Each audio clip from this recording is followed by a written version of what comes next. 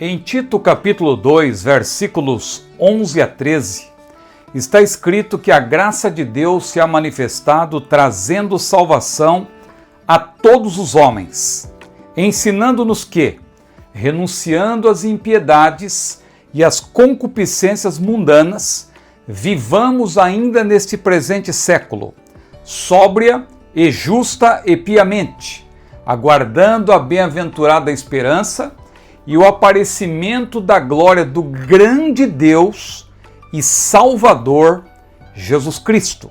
Jesus é o grande Deus e também o Salvador.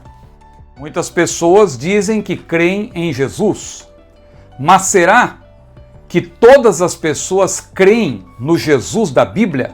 Porque o Jesus da Bíblia, ele é Salvador, mas ele também é Deus. Então, a lição de hoje é uma lição para tornar mais clara ainda esta doutrina que é inegociável, a doutrina referente à divindade do Senhor Jesus. Jesus é Deus. O cristão que se preza, sem dúvida nenhuma, ele crê com toda a convicção que Jesus é o verdadeiro Deus, juntamente com o Pai e juntamente com o Filho. E justamente por isso, o crente não tem nenhuma dúvida de pronunciar a frase Deus Pai, Deus Filho e Deus Espírito Santo são as três pessoas da Trindade. Seja bem-vindo mais uma vez ao meu canal.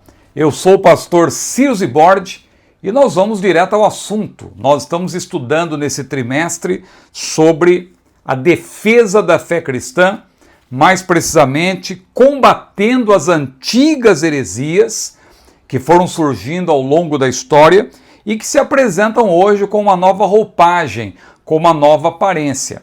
Uma delas nós já temos estudado, é o unicismo, que também é contrário à doutrina da Trindade, mas hoje nós vamos estudar também sobre o arianismo.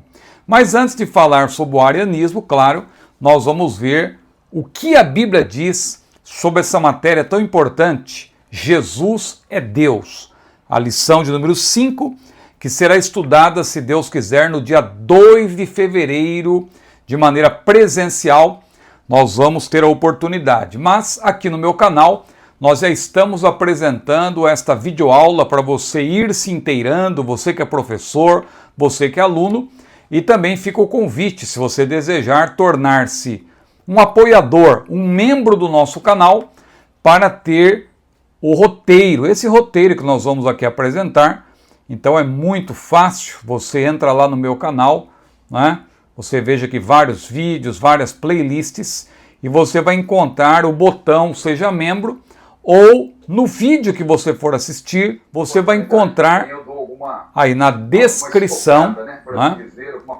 Na descrição desse vídeo, você vai ter ali um link para você clicar e tornar-se membro do nosso canal. Muito bem, então curta esse vídeo, compartilhe e nós já vamos para a leitura do texto áureo.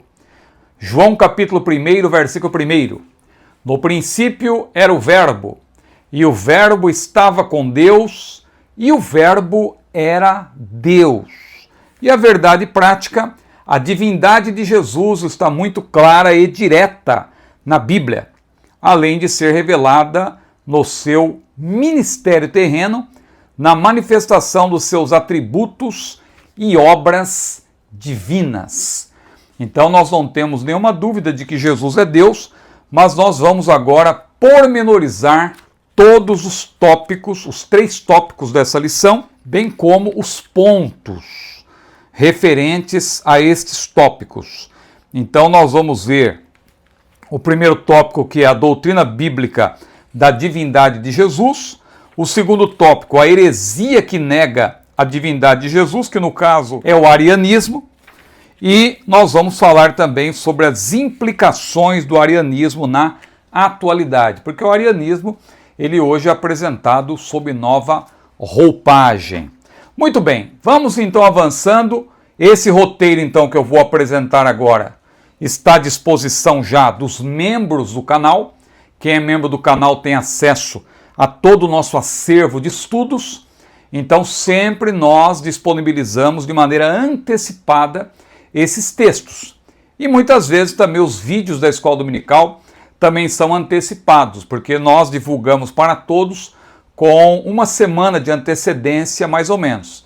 Mas em alguns casos, quando é possível, eu consigo também antecipar para os membros do canal. Então eles têm aí o privilégio de muitas vezes assistir os vídeos antecipadamente, mas o que é certo é sempre o roteiro. O roteiro sempre é disponibilizado antes, para que quando você assista esse nosso vídeo, você já tenha o roteiro à mão.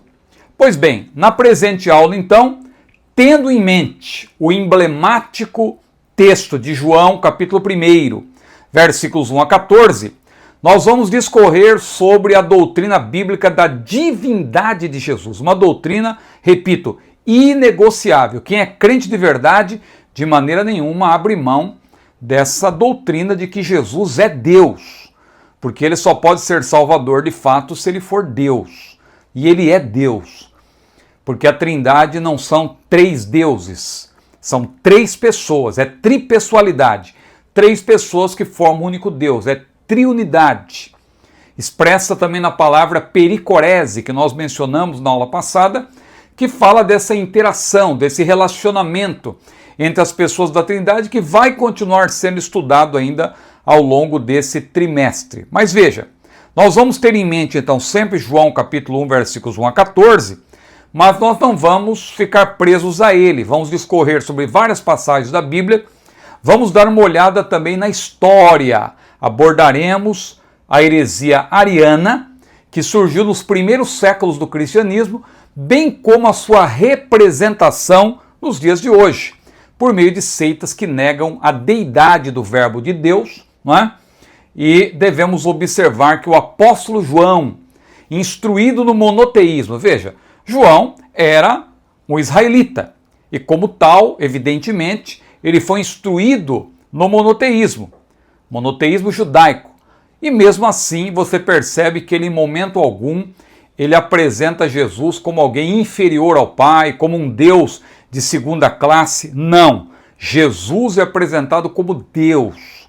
Nós vamos ver isso de maneira clara no Evangelho de João. Então João foi claro, inclusive na passagem citada, que é João capítulo 1, versículo 1, e até o versículo 5, e depois também o versículo 14, é muito importante. No princípio era o Verbo, e o Verbo estava com Deus, e o Verbo era Deus, ele estava no princípio com Deus, todas as coisas foram feitas por ele, e sem ele nada do que foi feito se fez, nele estava a vida, e a vida é a luz dos homens. E aí, no versículo 14, você tem claramente ali que o Verbo se fez carne, e habitou entre nós, e vimos a sua glória, como a glória do unigênito do Pai, cheio de graça e de verdade. O verbo no grego é hologos. Hologos porque, se eu colocar apenas logos, não fica completo. Hologos porque você percebe aí o artigo definido. O verbo. Isso é muito importante você guardar, porque nós vamos retomar isso ao longo desta aula. Então, João foi claro, em João capítulo 1, que além de a Bíblia dizer, não é, nesse caso, que hologos, isto é, o verbo, além de estar com Yahvé, veja que eu coloquei aí o tetragrama hebraico, tetragrama impronunciável, que foi traduzido como Javé ou Yahvé, em algumas Bíblias como Jeová. Evita-se muitas vezes o termo Jeová por causa da relação com as testemunhas de Jeová. Prefere-se Javé ou Yahvé, mas é bom dizer que no tetragrama não há vogais, né? As vogais, na verdade, elas são utilizadas valendo-se também da palavra Adonai, na mescla da palavra Adonai, que significa Senhor, com o nome, o tetragrama Yahvé, você tem aí algumas versões, Yahvé, Javé, na língua portuguesa também Jeová, ou em outros idiomas também, mas é uma referência ao tetragrama. Então Jesus, ele é apresentado como Yahvé, o Deus único, e também o eterno Deus Criador. Todas as coisas foram feitas por ele, e claro, uma pessoa diferente da Trindade. Não é um modo diferente de Deus se apresentar, como dizem os unicistas, que pregam o unicismo, que é uma heresia de perdição. Por isso nós temos recomendado aos servos de Deus a rejeitarem tudo que vem do unicismo, porque nós sabemos o que está por trás disso. Infelizmente, há irmãos que estão abraçando aí uma abordagem mais relativista. Não, nós não somos unicistas, mas podemos cantar as músicas dos unicistas. Cuidado, porque o Jesus que eles pregam não é o nosso Jesus. Então, por mais que não esteja expresso na letra, então quer dizer, vamos usar um exemplo aqui. O Roberto Carlos, né? Jesus Cristo, eu estou aqui. Quer dizer, então, não tem heresia, está falando que Jesus Cristo, então eu posso cantar na igreja, como se fosse um hino. Alto lá, cuidado. Você precisa conhecer a fonte. Se você conhece a fonte, evidentemente, você sabe que a pessoa não está se referindo ao mesmo Jesus que você crê. O Jesus da Bíblia. O Jesus que é Deus e Salvador. Então João apresenta aí Jesus como Deus único, eterno Criador e uma pessoa diferente da Trindade. Como veremos, o Senhor Jesus é o Deus homem, plenamente Deus, com todos os atributos da divindade, e plenamente homem, exceto quanto ao pecado, porque Jesus se fez homem sem nunca ter deixado de ser Deus, e portanto ele jamais deixou de ser santo, e por isso ele jamais pecou sequer por pensamentos. Ele em tudo foi tentado, diz a Bíblia, mas a tentação que Jesus recebeu é aquela tentação que vem de fora, mas não a tentação a partir da sua própria natureza, porque Jesus jamais deixou de ser Deus. Jesus não foi contaminado pelo germe do pecado, pelo pecado adâmico que passou a todos os homens, porque o pecado passou a todos os homens por meio do pecado de Adão. Quando Adão caiu, a Bíblia diz, por um homem entrou o pecado no mundo e pelo pecado da morte. Todos pecaram e destituídos estão da glória de Deus.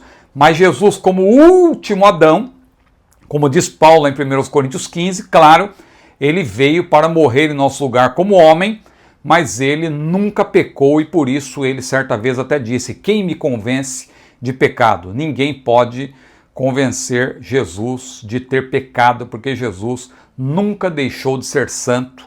Jesus se fez homem, mas nunca deixou de ser Deus. Este é o mistério da piedade, como disse Paulo em 1 Timóteo 3,16, que é justamente o mistério da encarnação. Muito bem. O primeiro tópico, então, a doutrina bíblica da divindade de Jesus. Jesus é Deus. Os unicistas dizem que Deus é Jesus. E parece que a ordem dos fatores não altera o produto, mas nesse caso afeta, porque Jesus ele é Deus.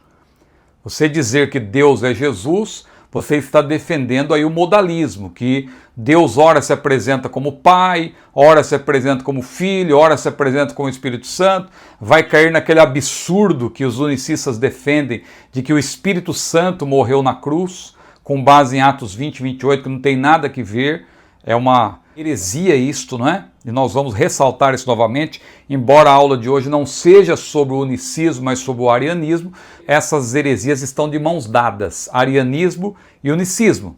Então veja, Jesus é Deus. Há hereges conscientes e crentes desavisados, infelizmente, afirmando que a divindade do verbo é uma construção teológica, uma invenção de teólogos hábeis dos primeiros séculos, a mando do imperador Constantino. Entretanto, além das profecias sobre a encarnação do verbo, porque você tem no Antigo Testamento várias profecias, não é? Como, por exemplo, Isaías 9:6, o menino nos nasceu, um filho se nos deu, e o principado está sobre os seus ombros, o seu nome será maravilhoso conselheiro, Deus forte, Pai da eternidade, príncipe da paz, e outras profecias. Além delas, nós temos vários textos bíblicos claríssimos em que essa verdade da divindade de Jesus está expressa no Novo Testamento. Então nós poderíamos citar o próprio texto de João 1 a 14, que eu já mencionei, assim en passant. É uma passagem que revela que o verbo, hologos, estava com o Pai no princípio. Só que esse no princípio, é bom que você saiba, não é o mesmo no princípio de Gênesis 1:1. Aquele no princípio de Gênesis 1:1 marca o início do nosso tempo, no princípio, quando Deus criou o universo. Agora, o no princípio de João já fala, claro, da preexistência do Senhor Jesus, muito antes de Deus criar o universo. No princípio era o Verbo, ou seja, ele estava com Deus, Deus o Pai, no princípio. Esta passagem revela então que o Verbo estava no princípio com o Pai e era Deus, não era o Pai, ele era Deus. Não confunda Deus Pai com Deus Filho e Deus Espírito Santo. Jesus é Deus, mas não é Deus Pai nem Deus Espírito Santo. O Espírito Santo é Deus? Sim, mas não é Deus Pai e nem Deus Filho. Assim como Deus Pai não é Deus Filho e nem Deus Espírito Santo.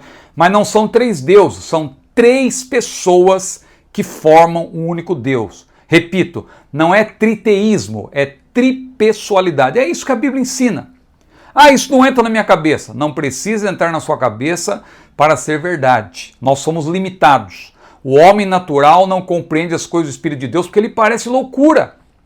E não pode entendê-las porque ela se discerne espiritualmente. Mas o que é espiritual discerne bem tudo e de ninguém é discernido. Então, esse texto bíblico diz claramente que o Verbo, sendo Deus, se fez carne. Isso não quer dizer que ao se fazer homem, Jesus deixou de ser Deus, pois Deus nunca deixa de ser Deus. Olha o que Jesus disse em João 8,58. Antes que Abraão existisse, eu sou. Em outras palavras, eu existo por mim mesmo, eu sou. Jesus é autossuficiente, Jesus é o Todo-Poderoso, ele é Deus. E Deus é. Deus não deixa de ser para tornar a sê-lo. Deus é. Se deixar de ser Deus é porque não é Deus. Deus não deixa de ser. E Deus também não torna-se Deus a partir de um momento. De eternidade a eternidade, tu és Deus. E Jesus é Deus, juntamente com o Pai e com o Espírito Santo. Por isso, no Evangelho de João, Jesus sempre fala como Deus. É só você ler essas passagens aí, você vai ver Jesus falando que somente Deus pode falar. Eu sou o pão da vida, aquele que vem a mim não terá fome. Eu sou a luz do mundo, quem me segue não andará em trevas, mas terá a luz da vida. Eu sou a porta, se alguém entrar por mim, salvar-se-á. Eu sou o bom pastor da vida pelas ovelhas. E veja que no Salmo 23, Deus é apresentado como pastor. O Senhor é o meu pastor, nada me faltará. Então veja, Jesus se apresenta como bom pastor, porque ele é Deus. Então, eu sou a ressurreição e a vida. Quem pode dar a vida? É somente Deus. Quem pode perdoar pecados? Somente Deus, e Jesus perdoa pecados. Então veja, eu sou a ressurreição e a vida, quem crê em mim, ainda que esteja morto, viverá, e todo aquele que vive e crê em mim nunca morrerá. Crês tu isto? Eu sou o caminho, a verdade e a vida. Ninguém vem ao Pai senão por mim. Eu sou a videira verdadeira. Então veja, Jesus ele é Deus, ele é o Deus homem. Cristo segundo a carne, disse Paulo, é sobre todos, Deus bendito eternamente. Romanos 9:5. Quer uma declaração mais objetiva e direta do que esta?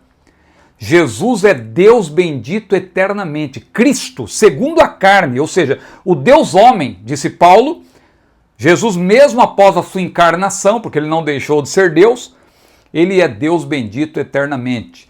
João 20:28, também um texto muito importante, aquele em que Tomé disse, Senhor meu e Deus meu. Somente depois que ele tocou em Jesus, é que ele percebeu que era o Senhor mesmo, e ele então, não foi ali uma interjeição, não foi ali uma surpresa, né, como até o ateu pode dizer, meu Deus, né, o ateu na hora do momento de dificuldade, vai sofrer um acidente, ele grita, meu Deus, mesmo dizendo que é ateu.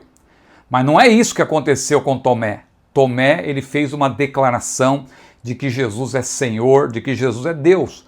Atos 20, 27, 28, um texto que fala da Trindade, claramente, porque Paulo disse, nunca vos deixei de anunciar todo o conselho de Deus. E então, ele diz, olhai por vós mesmos, não é? Olhai por vós e por todo o rebanho, sobre que o Espírito Santo vos constituiu bispo, ele menciona o Espírito Santo, para apacentar da igreja de Deus, e esse Deus aqui é Jesus. Por que nós sabemos que é Jesus? Porque Paulo acrescenta que ele resgatou com seu próprio sangue. Quem é que derramou sangue pela igreja? Foi o Deus Filho. Mas então quer dizer que Deus morreu? Óbvio que não. Mas Jesus se fez homem sem deixar de ser Deus. Então nós não podemos separar aí a natureza divina da natureza humana. Então foi o Deus homem. Agora, considerando que Deus é imortal, como explicar a ênfase de que ele resgatou a igreja com o seu próprio sangue? Na verdade, citando aqui um teólogo importante, Sproul, não é? A natureza divina que tinha sido perfeitamente unida à natureza humana viva, que respirava, foi então unida a um cadáver, a natureza humana, porque, aliás, a morte está atrelada ao ser humano. A parte espiritual, a parte imaterial não morre. Quando nós falamos de uma ressurreição, é a ressurreição do corpo, porque o espírito não morre, mesmo no caso do ser humano. E no caso de Deus, além de tudo, a Bíblia diz que ele é imortal, né? Nós vamos ser revestidos, diz a Bíblia, da imortalidade. Mas Deus já é imortal, ele já tem esse atributo como algo absoluto. Então, a divindade de Jesus, a divindade de Cristo, não pereceu na cruz, porque toda a vida está em Deus. Outro texto emblemático, Filipenses 2, 6 a 11, que mostra que Jesus se esvaziou ao se fazer homem, mas ele não se esvaziou da sua divindade. Ele, que é o Todo-Poderoso, e somente o Todo-Poderoso tem poder sobre o seu próprio poder, ele esvaziou-se, ele humilhou-se a si mesmo para morrer em nosso lugar, porque Deus jamais deixa de ser Deus. Então, nós vemos que aí o importante a se destacar é o que Paulo diz com todas as letras, que o Senhor Jesus é o Deus Filho. Sendo em forma de Deus, e ser em forma de Deus aí, significa ser o próprio Deus, ser Deus. Não é que Jesus ele se achava Deus, ou pensava que era Deus, ou se considerava Deus. Não, aliás, diz que ele não teve isso como usurpação. Ele não quis valer-se da sua deidade, não é? Ele preferiu humanizar-se. Então ele abriu mão, por assim dizer.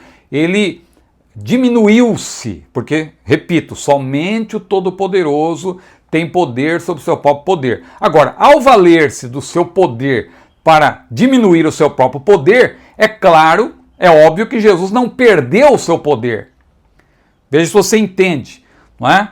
Isso é muito importante. Sendo em forma de Deus, não teve por usurpação ser igual a Deus. Para que ao nome de Jesus, todos os joelhos, os que estão nos céus e na terra e debaixo da terra, se dobre toda a língua, confesse que Jesus Cristo é o Senhor, para a glória de Deus Pai. Olha aí de novo o termo Deus Pai, mostrando que nós podemos dizer sem nenhum problema, Deus Filho e Deus Espírito Santo. Tem irmãos aí pegando essa questiúnculo, que não pode dizer Deus Pai, Deus Filho, Deus Espírito Santo, porque Deus é um só e tal, mas quando você diz Deus Pai, você está falando da pessoa divina de Deus Pai. Quando você fala de Deus Filho, você está falando da pessoa divina de Deus Filho. E quando você fala de Deus Espírito Santo, você está falando igualmente da pessoa divina do Espírito Santo. Agora, note que o termo forma aí no grego, morfê, indica a essência imutável, diz o pastor Ezequias Soares. Jesus jamais deixou de ser Deus, portanto, é o que nós já temos aqui mencionado. Outra passagem, Colossenses 2, 1 a 9, especialmente o 9, diz que nele Jesus habita corporalmente a plenitude da divindade. Veja aí, você que tem o roteiro, você que é membro do canal, tem o detalhamento. Então é importante, eu estou citando fontes, esse texto é muito emblemático do ponto de vista da divindade de Jesus. Outros dois textos que são importantíssimos, um eu citei no início desta aula, Tito 2, 11 a 13 e também 2 Pedro, capítulo 1, versículo 1. Ambas as passagens, ditas pelos principais apóstolos, juntamente com João, afirmam, não é? Ambas as passagens afirmam que Jesus é Deus e Salvador. Paulo, inclusive, deixa claro que Jesus não é o Pai. Por quê? Porque está salientando a volta de Jesus. Quem é que vai voltar? É Deus Pai? Não. Nós estamos esperando o aparecimento da glória do grande Deus e Senhor Jesus Cristo. Então fica claro que Paulo está se referindo à pessoa bendita de Jesus, que prometeu, virei outra vez e vos levarei para mim mesmo. 1 Timóteo 3,16, esse texto é importante.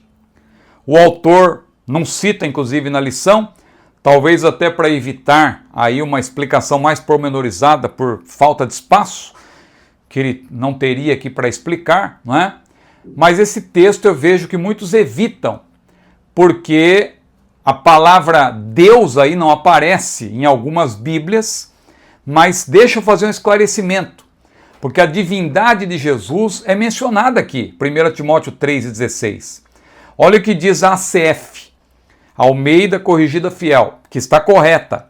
Deus se manifestou em carne. Deus, não é aquele que, porque aquele que aí fica vago.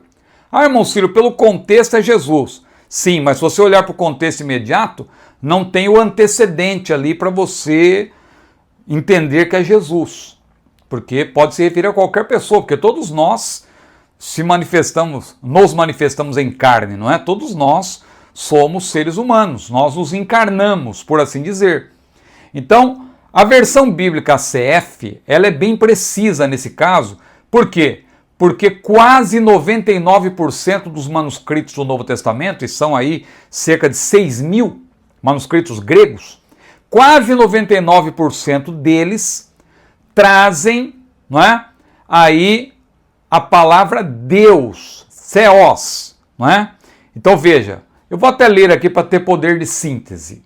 Esta versão bíblica CF é bem precisa, pois em quase 99% dos manuscritos do Novo Testamento grego, os da tradição bizantina, o chamado texto majoritário, que é a maioria, que é a base do texto recebido, né? Textos receptos, que Erasmo de Roterdã utilizou. Na verdade, ele utilizou 6 textos que ele cotejou, só que esses 6 textos do Novo Testamento foram extraídos da grande massa bizantina, ou do chamado texto majoritário. Então nós temos aí, ó, o termo theos. Olha como está no grego. Eu até coloquei aí para vocês com a transliteração também, não é? Theos ephanerote en sarki. Ou seja, Deus se manifestou em carne. Apenas 1% dos manuscritos, os provenientes do Egito, base para o chamado texto crítico. É difícil explicar isso aqui em detalhes, porque isso aí é algo muito acadêmico. Mas se você quiser se aprofundar, aqui no meu canal tem a playlist Palavra de Deus, você vai ver lá a explicação. Mas apenas 1% dos manuscritos não apresentam a palavra Deus. Apresentam aí a palavra hos no grego, que quer dizer quem, em lugar de theos, né? Traduzido em muitas versões por aquele que, porque se colocar quem, fica muito vago. Então por isso que algumas versões colocam aquele que.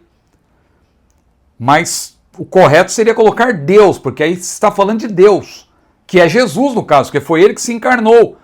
Em sintonia com João capítulo 1, está claro. Então, embora pelo contexto geral entendamos que aquele que se refere ao Senhor Jesus, os manuscritólogos conservadores afirmam que hos é um erro do copista. Eu concordo com isso, evidentemente. Bom, é algo muito acadêmico essa discussão, mas o fato é que 99% dos manuscritos apresenta a palavra theos e não hos. Então, o erudito Wilbur Pickering, por exemplo, ele afirma que, como se trata, não é, hos, de um pronome masculino, sem qualquer antecedente masculino, isso aí fica muito contraditório e sem sentido. Por quê? Porque todos os seres humanos, repito, se manifestam em carne. Como esse versículo nos dá uma das declarações mais fortes e mais expressivas da divindade de Cristo, o texto crítico ou eclético acaba enfraquecendo essa doutrina. Agora, tem versões também que se baseiam no texto crítico, como a NVI, que é uma exceção nesse caso, porque ela traduz corretamente Deus em lugar de aquele que. Aí nós temos outros textos também, 1 João 5,20, que diz claramente que Jesus é o verdadeiro Deus e a vida eterna, e por aí vai. Um segundo ponto, os atributos absolutos de Jesus ou de Cristo como Deus. Todos os atributos, é bom que se diga, todos os atributos divinos são absolutos, são perfeitos. Deus detém o amor, por exemplo, de maneira absoluta. Ele compartilha esse atributo. Nós também podemos ter amor, né? Ele é bom, ele compartilha a sua bondade, mas ele detém a bondade de maneira absoluta. Então todos os atributos em Deus são absolutos. Mas quando nós falamos de atributos absolutos, teologicamente, claro, nós estamos nos referindo mais precisamente àqueles atributos que são exclusivos da deidade. São atributos que Deus os detém de maneira absoluta e ele não os compartilha. Onipresença, onipotência, onisciência, a imutabilidade, a eternidade. Então são atributos incomunicáveis. E Jesus, nós vemos que ele detém todos esses atributos. Jesus é onipotente, ele é o Todo-Poderoso. Ele disse, é-me dado todo o poder no céu e na terra. Ele, claro, por ser do Todo-Poderoso, repito, ele ao humilhar-se, ao humanizar-se, ele valeu-se do seu poder para, claro, diminuir o seu próprio poder, né? Somente o Todo-Poderoso pode ter controle sobre o seu próprio poder. Então aquela história de que você crê em Deus, que ele é todo-poderoso, então, mas Deus não pode fazer uma pedra que ele não possa carregar? Ora, isso é uma falácia, porque somente o Todo-Poderoso tem poder sobre o seu próprio poder. Então, se ele quiser usar o seu poder total para diminuir e controlar o seu próprio poder, só ele pode fazer isso, porque ele é o Todo-Poderoso. Então é o que eu estou dizendo aí. Agora, Jesus afirma, eu sou o Todo-Poderoso. Apocalipse capítulo 1, versículo 8. Eu sou o alfa e o ômega, o princípio e o fim, o que é, o que era e o que há de vir, o Todo-Poderoso.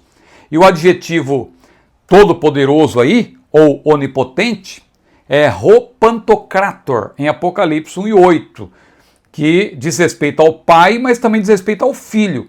Isso aparece em Apocalipse, nessas passagens aí, mas também em 2 Coríntios 6 e 18. Portanto, Cristo, como Deus onipotente, tem todas as coisas em suas mãos, ou suas mãos em todas as coisas, como diz Mark Hitchcock, outro autor que eu estou citando. Jesus é onisciente. É importante dizer que essas palavras que começam com omni são palavras de origem latina. Omni quer dizer tudo. Então, onisciente quer dizer aquele que detém todo o conhecimento. O conhecimento de Jesus é perfeito, absoluto, quanto ao passado, presente, futuro. Ele sabe o que está agora na mente de cada um de nós. Nada lhe escapa, eu sei as tuas obras. Lembra do que Jesus disse àqueles pastores lá daquelas igrejas da província da Ásia? Jesus também é onipresente. Ele está, isso é um mistério, irmãos, porque Jesus se fez homem. Paulo se refere a Jesus como homem até hoje. Há um só Deus, um só mediador entre Deus e os homens, e este mediador é Jesus Cristo, homem. Agora, como que ele, mesmo sendo homem, ele continua sendo onipresente? Porque ele não perdeu a onipresença. Jesus continua onipresente, ele está presente em todos os lugares ao mesmo tempo. É difícil de entender, mas nós aceitamos pela fé. Não é porque não entra na nossa cabeça que não seja verdade. Então, Jesus é Deus homem. Como entender, por exemplo, que está lá em João 3,13, ninguém subiu ao céu, senão o que desceu do céu. Alguém até me mandou uma pergunta, uma irmã me perguntou e eu prometi a ela responder na próxima lição, que é justamente esta. Então veja, como entender o que está escrito em João 3,13? Ora, ninguém subiu ao céu, senão o que desceu do céu, o Filho do Homem que está no céu. Veja, se nós pensarmos com a nossa mente limitada, como que alguém pode estar ao mesmo tempo no céu e na terra, como Jesus falou? Ninguém subiu ao céu, senão o Filho do Homem que está no céu. Algumas versões bíblicas, por conta disso, aquelas que são baseadas em cerca de 1% dos manuscritos gregos, que muitas vezes dizem que são os melhores textos, mas na verdade são os piores, e eu explico isso na minha playlist Palavra de Deus, porque são manuscritos encontrados no Egito e certamente houve deturpação desses textos. É melhor ficar com a maioria, os 99% dos manuscritos aproximadamente, porque os bons manuscritos eram copiados e recopiados. E Deus usou as muitas cópias, como um rio que corre, para que o texto que chegasse à nossa mão hoje seria um texto correspondente ao original. Por quê? Porque Deus não apenas inspirou a sua palavra, Deus inspirou e preserva a sua palavra. Deus prescreveu a sua palavra, diz a Bíblia, até 1000 gerações. 1 Crônicas capítulo 16. Ora, de Adão para cá não tivemos ainda 300, estamos longe, aliás, de 300 gerações. É evidente que essas 1000 gerações equivale a dizer que Deus prescreveu a sua palavra para sempre. Então ele inspirou e preserva a sua palavra. Então, as versões bíblicas que não se baseiam nesse texto majoritário, mas em 1% dos manuscritos lá do Egito, que é o chamado texto crítico, elas colocam entre colchetes essa parte, né, que diz que Jesus desceu, é aquele que subiu ao céu, ou omitem, mas na verdade nós não podemos ignorar o que está escrito. É possível que as palavras contidas nos versículos 13 a 21 de João 3 não tenham sido ditas por Jesus, isso sim, porque se você lê ali, parece que o narrador, João, ele começa a falar em determinado momento. Jesus parece que conclui o que ele falou no versículo 12. Fica essa impressão, nós não podemos ser dogmáticos quanto a isso. Então, se isso for verdade, se os versículos 13 a 21 não tenham sido ditos por Jesus, está claro aí que o apóstolo João, que escreveu o evangelho entre 90 e 100 depois de Cristo, muito tempo depois do verbo já ter consumado a sua obra e ter subido ao céu, então foi João que falou, não é? Aquele que desceu também é aquele que subiu, referindo-se ao homem Jesus. Por outro lado, se foi Jesus mesmo quem disse tais palavras, elas ressaltam sua onipresença, mesmo após sua encarnação, porque nós vemos isso. Devemos aceitar por fé, porque o próprio Jesus, como homem, ao ressuscitar, e ele estava no mesmo corpo, porque ele disse, olha, aqui estão minhas mãos, ele comeu peixe com os seus discípulos, para demonstrar que era ele mesmo, e esse Jesus, esse Cristo ressurreto, ele fez questão de dizer, eis que estou convosco todos os dias até a consumação dos séculos. Ora, como que ele estaria conosco? Porque ele é onipresente. Então ele, como Deus, não perdeu o atributo da onipresença. Jesus é eterno e como Deus eterno, ele também é imutável. Há vários textos no Antigo e no Novo Testamento que falam disso. Jesus é o mesmo ontem, hoje, eternamente. E no versículo 1 de João, capítulo 1, nós já citamos, ele estava no princípio com Deus, o princípio era o verbo, e o verbo estava com Deus, e o verbo era Deus. Isso está claro nas nossas versões da Bíblia, ACF, ARC, ARA, NAA, NVI e assim por diante. Mas na tradução das Testemunhas de Jeová, que é a chamada TNM, né? Tradução do Novo Mundo, que aliás eu estou até com uma aqui, que eu adquiri há muitos anos. Então aqui, para vocês verem que os versículos que eu cito aqui no roteiro, eu extraí aqui dessa versão, que não é a partir dos originais. Eles dizem que é, mas você vê que é uma paráfrase. Parece-me que eles fizeram uma paráfrase da King James na versão em inglês. Claro, isso foi traduzido para a língua portuguesa. Você vê várias interpolações, ou seja, várias palavras que são introduzidas para mudar o sentido. Nós vamos mostrar isso daqui a pouco. Bom, nessa passagem em grego, João 1, versículo 1, o artigo definido acompanha a palavra e não Deus. Interessante isso, não é? Como diz, quando diz no princípio era o verbo, olha como está no grego, eu até coloquei aí o texto, né? Enarre em rologos, kai rologos em pros tonteon, kai theos em rologos, ou seja, isso é o que diz a Bíblia, você percebe aí, ó, rologos, o artigo definido para a palavra, para o verbo, rologos. Na tradução do Novo Mundo das Sagradas Escrituras, das Escrituras Sagradas, utilizada somente pelas Testemunhas de Jeová, traduziu-se erroneamente essa frase, a palavra era Deus, para a palavra era um Deus. Além de colocar Deus em D minúsculo, com D minúsculo, aí se emprega, violando o contexto, como também as regras gramaticais gregas, aí você vê um artigo indefinido, como se Jesus fosse um Deus de segunda categoria. Então esse versículo enfatiza a preexistência eterna do verbo, além de destacar a intimidade da comunhão entre o Pai e o Filho. Mas vamos para o segundo tópico, a heresia que nega a divindade de Jesus. Aí eu coloquei, para você que é membro do canal, uma explicação histórica. Não vai dar tempo de nós aqui pormenorizarmos, essa parte histórica não é tão relevante quanto a parte bíblica, mas se você é membro do canal, você vai conhecer toda a história de como se deu essa discussão entre Ário e Alexandre. Alexandre era o bispo lá da cidade de Alexandria, no Egito, e Ário era um presbítero. E esse presbítero, claro, hierarquicamente abaixo do bispo, mas ele se contrapôs ao bispo da cidade.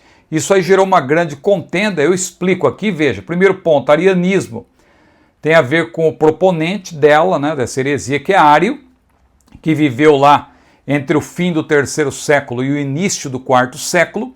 Ele era de Alexandria, um presbítero, considerava Jesus uma criatura divina que surgiu no tempo. Ou seja, Deus é de eternidade e eternidade. Então, se Cristo tem uma origem, ele não pode ser Deus, ou Deus Todo-Poderoso. É um Deus como qualquer outro, ou seja, um falso Deus, porque só existe um único Deus verdadeiro. Quando nós falamos de deuses na Bíblia, todos são falsos. Satanás é um Deus, mas é um Deus falso, o Deus desse século. Só existe um Deus verdadeiro. Então, se você diz que Jesus é um Deus, ou um Deus com D minúsculo, você está blasfemando e dizendo que Jesus é um Deus inferior ao Pai, e isso não é bíblico, isso não é verdadeiro, isso é demoníaco, não é? Então Jesus, uma criatura divina, diz ele, que surgiu no tempo, diz Ário, não na mesma estrutura temporal e espacial das outras criaturas. Para esse heresiarca, Jesus foi criado e, portanto, é um Deus de segunda categoria. E ele usava como base Provérbios 8 e 22, especialmente para negar textos claros sobre a eternidade de Jesus que nós já mencionamos. Inclusive Colossenses 1, 15 a 18, nós vamos citar daqui a pouco, que menciona a Jesus como proeminente da criação, não como o primeiro a ser criado, mas o protótokos, diz no grego, o proeminente. Então Ário valia-se de um método que ficou conhecido como método de interpretação bíblica de textos de prova. É o que muita gente faz hoje. Primeiro cria uma tese mirabolante, antibíblica, mas aí começa a pensar textos ou frases da Bíblia para corroborar a sua tese infundada, herética, que muitas vezes tem origem nos demônios ou na própria cabeça da pessoa, mas a pessoa procura provas na Bíblia. E aí vai encontrar, evidentemente, porque a pessoa vai extrair textos do seu contexto. Era esse o método que Ário utilizava, né? Então eu explico aí a origem da controvérsia ariana. Eu coloquei até, veja como o meu roteiro, modéstia à parte, é detalhista. Porque você vai falar de ariano ou arianismo, é importante você observar que a palavra ariano, ela tem um sentido amplo, ela é polissêmica, ela tem várias acepções. E nós estamos falando aqui de arianismo num sentido muito particular, de uma heresia contrária à Trindade e contrária à deidade, especialmente de Jesus. Então é importante você observar que tanto ariano como arianista são termos corretos, porque se aplica aos seguidores de Ário. Só que o termo arianista, no nosso caso, ele é mais específico, ele trata dessa heresia porque o termo ariano, ele tem várias acepções, ele se refere a grupos indo-europeus, né? Até no caso daqueles que se opunham aos judeus lá na Segunda Guerra Mundial, eu vou até evitar o termo porque posso ter problema aí com o algoritmo, né? Mas aqueles que eram inimigos figadais dos judeus e perpetraram aí vários atos até mortais e de tortura, inclusive, contra os judeus que foram mortos aos milhões na Segunda Guerra Mundial. Você sabe que o grande líder desse partido maligno que havia na Alemanha, ele era um defensor aí dos arianos, de uma raça pura. Por quê? Porque o termo ariano pode referir-se aí ao indivíduo branco europeu, especialmente os nórdicos e alemães, eu coloquei aí, disse também de cada uma das línguas faladas pelos descendentes dos povos arianos, e assim por diante. Então, o termo arianista, para nós, é mais específico. Não é que é errado dizer os arianos, mas como o autor até cita no livro de apoio, o pastor Ezequiel Soares, ele prefere arianista, não é por acaso, para não haver essa confusão. Então eu explico aí a eclosão dessa controvérsia, como que aconteceu essa disputa. Lá Alexandre, que era o bispo da cidade, ele não tinha tanto conhecimento, é bom que se diga, quanto Ário. Ário era um pregador popular, ele era eloquente, e Ário aí tinha muitos apoiadores, como o próprio Luciano. O Luciano, que era um homem muito influente, não é? Então veja aqui, ó, coloco toda a explicação de Luciano de Antioquia da Síria, e você tem as citações de historiadores como Justo Gonçalves.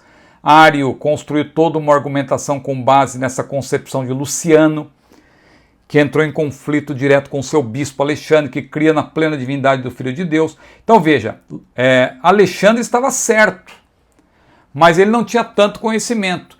E como ele cria piamente na divindade de Jesus, ele reuniu ali os outros bispos para depor Ário. Só que Ário, claro, não se deu por satisfeito, não aceitou isso, buscou os seus apoiadores ali e o debate continuou. O bispo de Alexandria afirmava de modo correto que esse Rho Logos é divino, é também eterno, detendo todos os atributos da divindade. Ário se lhe contrapôs, afirmando que o Deus Pai, o único que é eterno, criou Jesus dentro do templo, que é uma heresia. Alexandre, então, aí que eu falei, convocou um sínodo, na verdade, em 318 d.C., para depor Ário. Este, entretanto, não se intimidou, apelou aos seus apoiadores, que eram muitos, e ali começou o debate. Ele foi aumentando cada vez mais, e aí tinha até aqueles que cantavam, começaram a fazer, como hoje em dia tem, né? Aquelas musiquinhas de campanha política. Os defensores de Ário começaram a fazer fizeram uma canção que dizia: houve um tempo em que o verbo não existia, para dizer que Jesus, ele não existia, ele foi criado no tempo. Então Ário, como um pregador popular eloquente, ele tinha muita gente consigo, né, que o ajudavam, e recebeu o apoio de Eusébio de Nicomédia, na Ásia Menor, parente do imperador, os quais escreveram até cartas condenando a teologia e as ações do bispo Alexandre. Mas tudo isso acabou desembocando num concílio que é considerado o primeiro concílio universal do cristianismo, que é o concílio lá de Niceia, que deu origem ao credo de Niceia. Então veja aí, tudo isso está explicado, a cristologia e a soteriologia ariana. Você que é membro do canal vai ter acesso a esse nosso roteiro, que ele é bem detalhado. A pretensa base bíblica de Ário era lá, como eu falei, Provérbios 8 e 22, mas também Colossenses 1 e 15, pegando só a parte que lhe interessava, e João 17, 3. Para Ário, Provérbios, o texto de Provérbios aí 8 e 22, afirma que o verbo foi criado, o que seria confirmado pelo segundo, porque o segundo texto diz que ele é a imagem do Deus invisível, primogênito da criação. Ou seja, para Ário, Jesus era o primeiro a ser criado. Só que o termo primogênito aí no grego, protótokos, não fala de primeiro a ser criado, e sim de proeminência, principal, o principal da criação. Porque nele, diz a Bíblia, todas as coisas foram criadas, visíveis e invisíveis. Então veja como Ário estava equivocado. Mas a terceira passagem que ele utilizava, que era, como nós vimos aqui, além de Provérbios 8 e 22, Colossenses 1 e 15, João 17, 3. O que diz João 17, 3? Jesus orando ao Pai, ele disse: a vida eterna é essa, que te conheço a ti só, por único Deus verdadeiro, e a Jesus Cristo a quem enviaste. Então, esse texto prova que apenas Deus Pai é verdadeiro, diz Ário, e o verbo seria então um Deus inferior. Mas não é isso que o texto diz. Veja como Ário estava contaminado pela mitologia grega, porque na mitologia grega você tem Zeus como Deus principal e várias outras divindades, vários outros deuses inferiores. Então Ário estava com essa mentalidade grega. Mas não é isso que a Bíblia diz. Jesus não é um Deus inferior ao Pai. Jesus é Deus junto com o Pai. É junto com o Pai. É, na verdade, a chamada pericorese, a interação que há entre as pessoas da Trindade, mas formando um único Deus. Como está lá em Deuteronômio 6 e 4, aquela palavra no hebraico, echad, que fala de uma unidade composta. Bom, terceiro ponto, como solucionar a controvérsia? Aí que veio o concílio que eu mencionei, o concílio de Niceia. Quando Constantino soube dessa controvérsia ariana, convocou todos os bispos para uma reunião em Niceia, na Ásia Menor, em 325 d.C., que eu já até mencionei na aula anterior, o que resultou no credo niceno. apenas 28 bispos, ou seja, cerca de 10%, porque 300 aproximadamente compareceram, então apenas 10% dos presentes apoiou a ideia de Ário, que ali foi representado por Eusébio de Nicomédia e também Teógeno de Nicéia, porque Ário não era bispo, ele era um presbítero, então ele não podia nem ali apresentar a sua própria posição, mas ele era o grande mentor dessa ideia, junto com Luciano. Ele tinha aprendido com Luciano lá da Antioquia da Síria. Então o bispo Alexandre teve como assessor o brilhante diácono Atanásio. Lembra do credo de Atanásio? Porque Atanásio se tornaria um grande bispo, mas na época ele era diácono. Mas ele foi o assessor de Alexandre, porque Alexandre não tinha tanto conhecimento assim, apesar de ser um bispo, mas Atanásio, que viria a ser figura de grande proeminência, a ponto de dar nome a um credo, né, o atanasiano, ele era um teólogo supremo, se tornaria um teólogo supremo, né? Já era um grande teólogo, mas seria considerado teólogo supremo da igreja alexandrina e grande defensor da ortodoxia contra os arianos. Aqui o autor Gerald Bray usa arianos, eu prefiro arianistas, mas eu estou fazendo aqui uma citação. Falei que eu prefiro arianistas para não confundir com os outros sentidos que a palavra ariano apresenta, não é? As outras acepções. Então aqui tem todo um desdobramento, repito, como foi o concílio de Nicéia, ali Eusébio de Nicomédia começou muito mal e já foi rejeitado, e tem aí a citação de Gonçalves sobre isso, e aí foi fim da linha para o arianismo, a maioria dos bispos se posicionou de maneira contrária, o imperador Constantino então nomeou uma comissão para redigir o credo de Nicéia, e que foi assinado por todos os bispos, inclusive aqueles que não concordavam, tiveram que assinar, não é? Porque se não assinassem seriam considerados hereges juntamente com Ário. Isso pesaria contra eles. Então ocorreu aí essa definição. Depois desse concílio, Ário, já deposto por Alexandre, foi também condenado como herege. Mas as discussões continuaram por algumas décadas. Muitos bispos temiam que a defesa contra o arianismo, pela qual se afirma que o filho é da mesma substância do pai, fosse entendida no sentido de não haver distinção entre os dois, que aí cairia no sabelianismo, que nós estudamos na aula passada. Por isso, a formulação teológica definitiva da doutrina da Trindade só ocorreria em Constantinopla no ano 381. Agora, uma abordagem aqui dos textos bíblicos arianos, quer dizer, são bíblicos, mas não são arianos, eu coloquei entre aspas. Então veja, Provérbios 8:22, o erro de Ário qual é? Consiste em interpretar a parte do hino que personifica a sabedoria divina como uma direta descrição do verbo de Deus, o que contraria um texto claríssimo sobre a eternidade de Jesus, que é João 1:1-5. Ou seja, essa passagem de Provérbios não trata da criação propriamente dita, porque o verbo empregado nem é criar, é obter, adquirir. Pode ser usado para criar, mas não é o sentido principal. Não tem um sentido equivalente ao de Gênesis 1:1, que é criar mesmo, bara. Então essa sabedoria aí, claro, personificada, não pode ser confundida com a própria existência de Cristo, a criação de Cristo, como se ele tivesse sido criado no tempo, como defendia Ário. Não. Olha aqui um argumento interessante. Considerando que Cristo é o poder e a sabedoria de Deus, como disse Paulo, se houve um tempo em que ele não existia, como dizem os arianistas, deve haver um tempo também em que o poder e a sabedoria de Deus não existiam. Admite-se que Deus em algum tempo estava sem poder e sem sabedoria? Claro que não.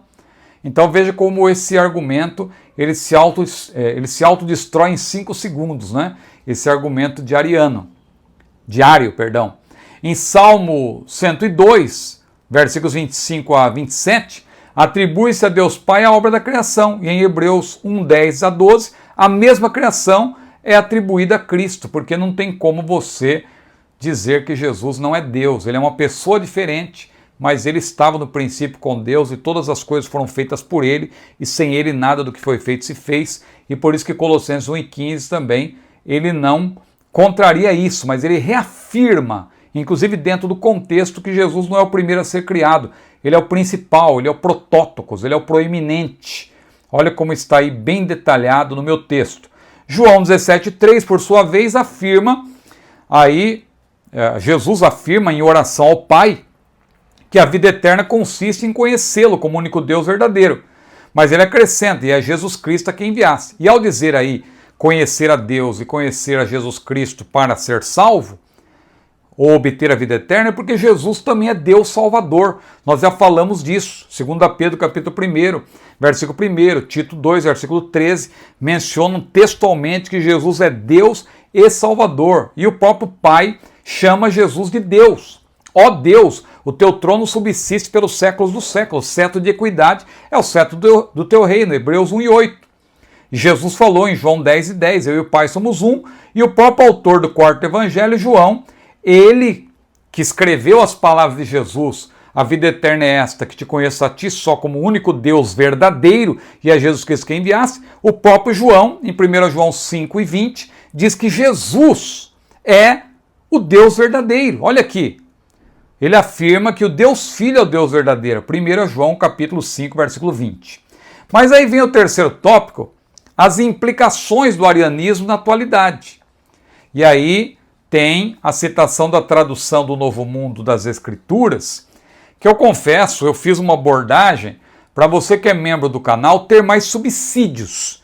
Mas se eu fosse aqui falar detalhadamente de cada um desses pontos, a aula ia ficar muito longa. Então eu não quero também aqui apresentar uma aula cansativa, eu quero apresentar uma aula um pouco mais objetiva, mas veja que o nosso trabalho é cuidadoso. Se você olhar aqui para as passagens que são torcidas pelas testemunhas de Jeová na sua tradução exclusiva, né, que é uma deturpação do grego, você vai ver que as mesmas passagens que eu citei no início em prol da divindade de Jesus são torcidas. Quando você olha aqui para a tradução, a TNM, né, a tradução do Novo Mundo das Escrituras Sagradas, que são usadas só pelas testemunhas de Jeová, porque é uma tradução exclusiva deles, que na verdade não é uma tradução direto dos originais, é na verdade uma paráfrase. Eles foram comparando o texto que nós usamos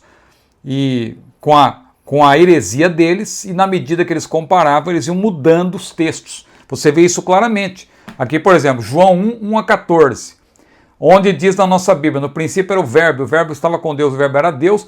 Eles vão dizer aqui nesse texto, né, que o verbo ou a palavra era um Deus. Tem uma interpolação absurda aqui, além de Deus, quando se refere a Jesus, sempre aparecer, sempre ser grafado com D minúsculo, D inicial minúsculo, não é?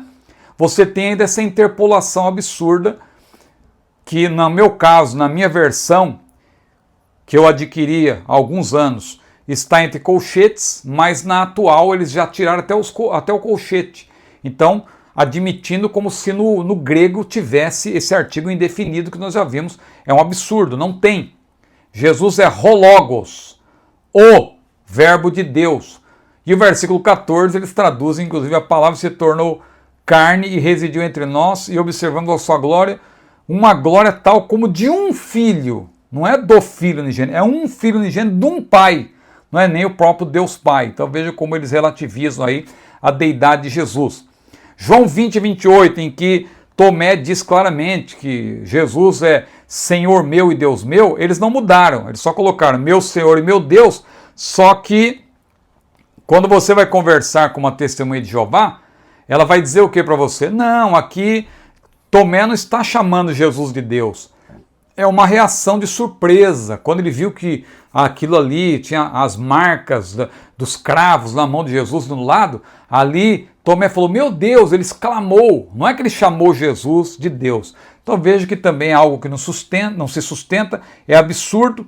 O próprio autor da lição, ele diz que jamais um judeu diria isso, porque o judeu, ele temia.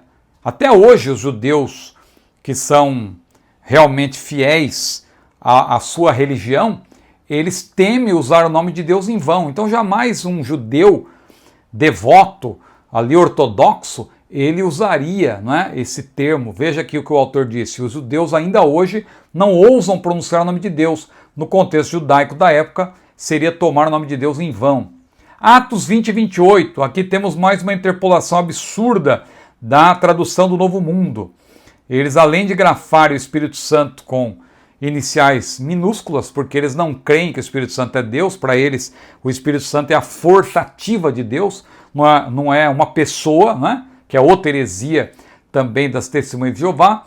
Eles aqui fazem a interpolação, separando aqui Deus Pai de Deus Filho, como que se a menção aqui à Igreja de Deus fosse a Deus Pai, e o ato de morrer derramando seu sangue foi um ato do Filho. Claro que isso é verdade, né, num certo sentido, que não foi Deus Pai que morreu, mas aqui eles tentam mostrar que Jesus não é Deus.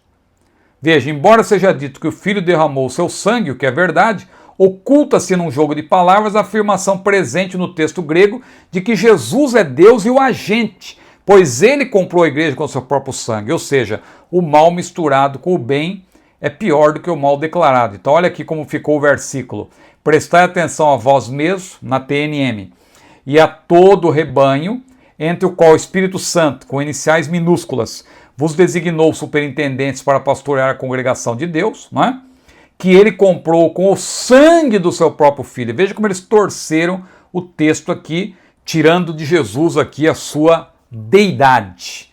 Filipenses 2, 6 a 11 também, é absurdo aqui o que eles fazem, né? Eles dizem que, embora existisse em forma de Deus, não deu consideração a uma usurpação, a saber que devesse ser igual a Deus. Por essa mesma razão também, Deus o enalteceu uma posição superior e lhe deu bondosamente o nome que está acima de todo outro nome, não acima de todo nome. Ele não pode estar no mesmo nível de Deus Pai, é isso que eles querem dizer. A fim de que toda língua reconheça abertamente que Jesus Cristo é o Senhor, para a glória de Deus, o Pai. Aí eles colocam uma ênfase, para a glória de Deus, o Pai, porque para eles somente Deus, o Pai, é Deus. Eles não creem que Jesus é o Deus Filho, Deus em igualdade com o Pai. É um Deus de segunda categoria. Então, a construção frasal aqui é absurda. Colossenses 2 e 9 também. Eles tentam aqui relativizar o texto que diz que habita corporalmente toda a plenitude da divindade, não é? Em Jesus. Na tradução do Novo Mundo diz, nele mora corporalmente toda a plenitude da qualidade divina. Olha aí, você vê a sutileza. As Testemunhas de Jeová diluíram a essência da palavra teotes ao traduzi-la por qualidade divina. Assim, a organização das Testemunhas de Jeová ensina que isso apoia a sua crença de que Jesus é um Deus inferior ao Pai.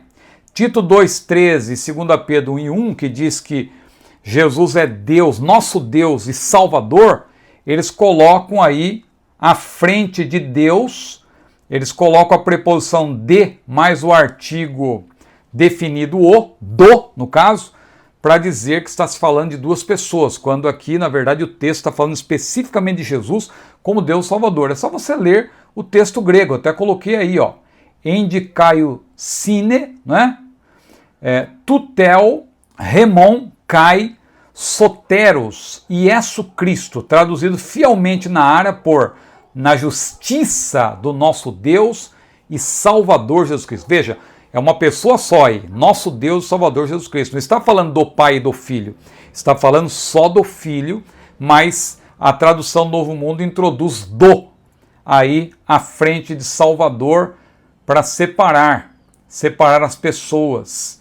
E 1 Timóteo 3,16, que eu já expliquei, que não é um problema exclusivo das Testemunhas de Jeová, mas está claro, né, que Jesus é o Deus que se encarnou. E 1 João 5,20, para finalizar, é o texto que diz que Jesus é o único Deus verdadeiro. Você vai encontrar também na tradução do Novo Mundo aí um desvio sutil, né, para mudar o sentido. Sabemos que o Filho de Deus veio e nos deu capacidade intelectual para podermos obter conhecimento do verdadeiro. E nós estamos em união com o verdadeiro por meio do seu Filho Jesus Cristo. Esse é o verdadeiro Deus e a vida eterna. Então observe aí primeiro a mudança sutil. Esse no lugar de este. Ora, geralmente usamos este para indicar o que está mais próximo, enquanto esse pode ser empregado também para o que está referido anteriormente. Então note também a dubiedade proposital na construção frasal. O verdadeiro pode não ser exatamente o Senhor Jesus, já que é por meio desse que estamos em união com o verdadeiro. Então, você percebe aí que é uma deturpação. Aí o autor faz menção dos movimentos orientais, que nós vamos voltar a falar sobre eles mais adiante. Ele cita aqui especificamente o movimento Hare Krishna, não é? Que é um movimento panteísta. E por ser panteísta, no panteísmo, que é diferente do nosso teísmo, o teísmo bíblico, o panteísmo diz que tudo é Deus, Deus é tudo, ou seja, o Deus que eles apresentam é um Deus impessoal, está presente na natureza. Então, se tudo é Deus, Deus é tudo, até o ser humano, pecador, seria Deus. Então, é impossível até de você cultuar um Deus assim. Então, Hare Krishna é o senhor deles, não é?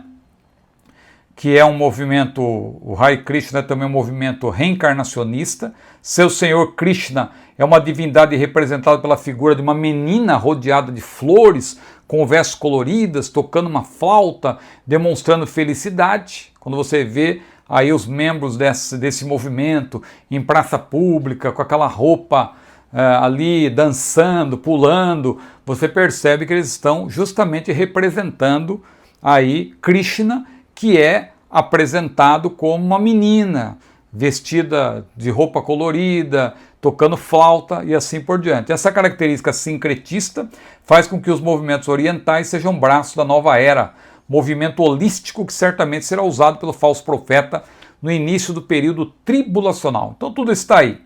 E o autor também cita outros grupos que são sectários e baseados também no arianismo, que nega a trindade, especialmente a deidade do Filho. Ele menciona até o islamismo, que vai ser objeto de análise também na próxima lição, que considera o Senhor Jesus apenas como um mensageiro inferior a Mohammed, Muhammad, e não ao Deus, não o Deus Todo-Poderoso. Jesus não é o Deus Todo-Poderoso no islamismo.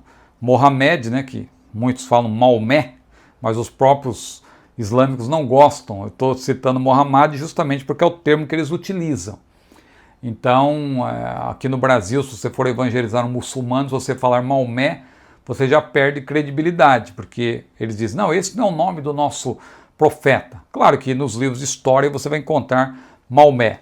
As religiões e seitas reencarnacionistas, além das orientais, que são panteístas, também nós temos o espiritismo, do francês Allan Kardec, ou o kardecismo, que vê Jesus como um médium, um grande mestre que não ressuscitou, mas se reencarnou, ao contrário do que a Bíblia ensina. Então eu concluo dizendo, louvemos, pois, a Deus por termos recebido sua revelação, por meio das Escrituras, de que o Verbo que se fez carne é o Deus homem, nosso Senhor e Salvador. Amém? Que Deus abençoe a sua vida, portanto, e o autor conclui dizendo o seguinte, nessa lição maravilhosa, lição de número 5. Diante do exposto, a conclusão bíblica é que somente Deus pode salvar, somente Ele é o Salvador. Se o Senhor Jesus não é Deus, logo não pode ser Salvador.